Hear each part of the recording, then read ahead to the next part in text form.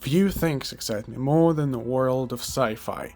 I've loved science fiction for as long as I can remember. Star Wars, Alien, Starship Troopers have all shaped my imagination since childhood, and more recently, Star Trek have joined that group.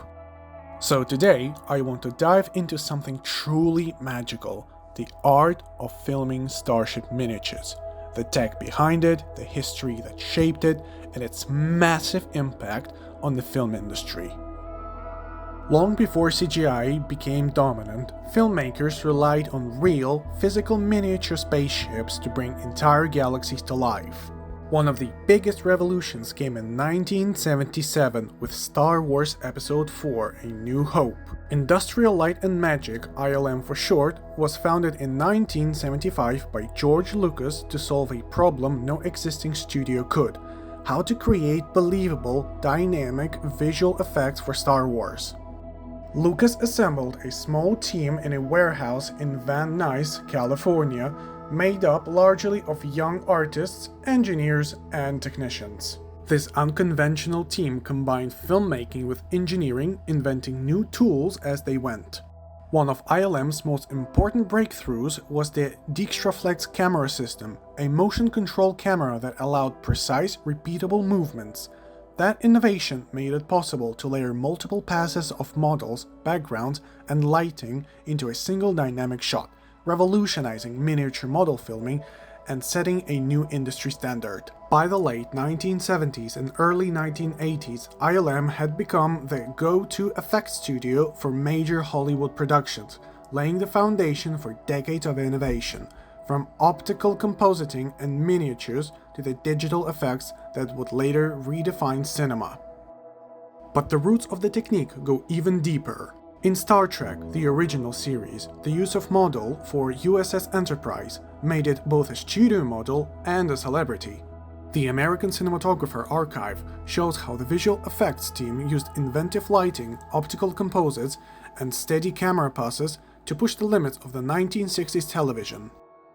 The core idea is simple: film something small as if it were big, but there are challenges.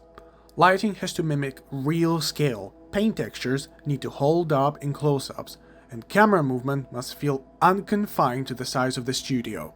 Professor Sarah L. Hiley from the University of Rochester describes miniatures perfectly in her article A Taste of Shrinking: Moving Miniatures and the Unreal City. They shrink the real city while enlarging the imaginary one, using the magic of filming to make small things appear huge. In Alien, the Nostromo model was so detailed that close-up shots feel like you're staring at a true industrial behemoth. Starship Troopers mixed physical models with emerging digital effects, capturing the best of both worlds during the late 90s VFX transition. Motion control, first perfected on Star Wars, revolutionized everything. ILM's machine precision camera control restructured the visual effects history. And although CGI dominates today's blockbusters, miniatures are far from obsolete. Physical models offer authentic lighting and real-world texture that digital assets often struggle to match.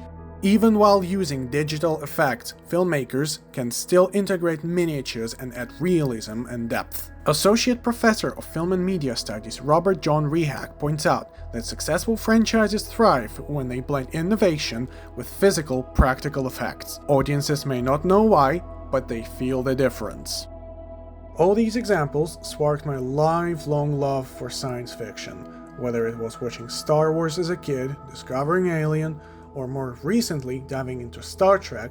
These miniature giants have fueled my imagination for years. What I love about miniature filmmaking is that it combines craftsmanship, technology, and pure imagination. This inspired me to take my own shot at the technique. After planning a challenging shoot and a couple of long editing sessions, cutting the shape of the ship and then compositing it on top of the background footage, I got a result similar to what we have all seen in our favorite sci-fi movies.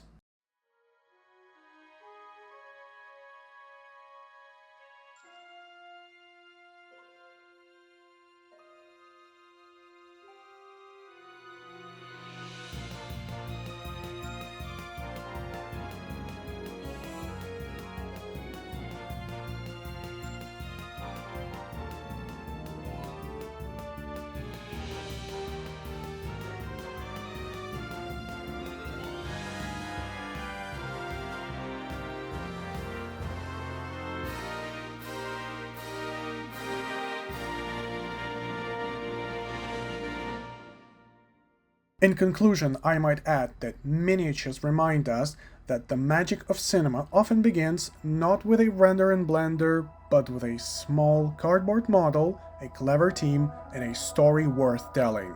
Thanks for watching.